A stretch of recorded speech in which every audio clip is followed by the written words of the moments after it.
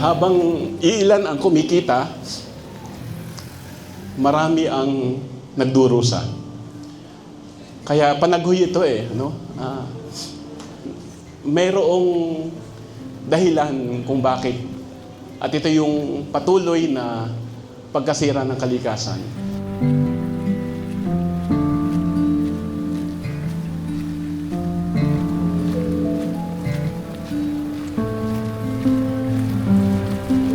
Ginagawa natin ito hindi para magkameron ng record sa Guinness record, no? Kundi para magkameron ng kamalayan ang mga tao, lalo tigit dito sa lalawigan ng Quezon, kung ano na ang estado ng kalikasan at kung paano tinatrato ng mga mamumuhunan at ng mga namamahala sa pamahalaan ang ating kalikasan.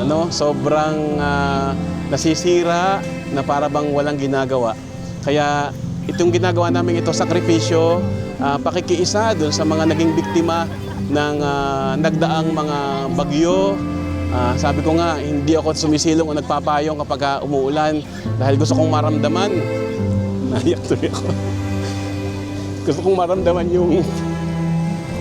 yung naramdaman ng mga nasa bubong ng bahay, nung tinatamaan sila ng bagyo, nung may baha, di ba?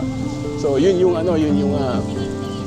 gusto kong maramdaman, to empathize with them, Kaya hindi lang ito basta lakad, Ito lakad ng sakripisyo para maipaabot sa mga namumuno at sa mga tao na itong tahanang ito ay iisa lamang at wala tayong ipapalit dito.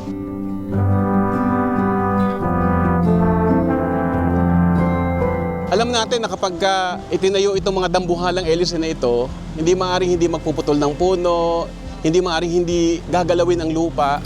At ayaw nating mangyari dito sa lalawigan ng Quezon, sa Tayabas partikular at sa mga pagtatayuan, yung nangyari sa ibang lugar na nagkameron ng flash flood, bumaha dahil sa ginawa nila sa kanilang kalikasan.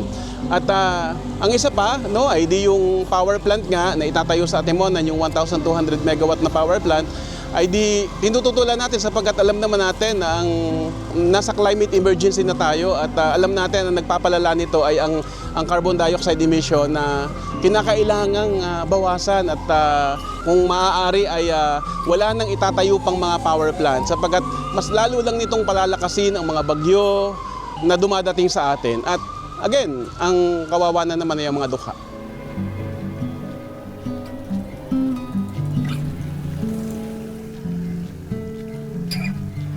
Pag ang sakripisyo ay may pinag-aalayan ka, hindi mo mararamdaman yung pagod, dahil alam mong may purpose. Hindi ako naglalakad basta lang para sa record or para sa kung ano, kundi may purpose itong ginagawang ito. Kaya siguro ganun yung masaya.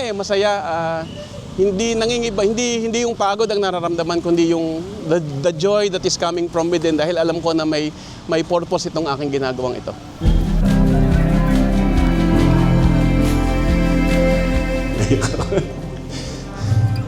Yung mga kabataan kasi narito ko. Ito'y para sa inyo.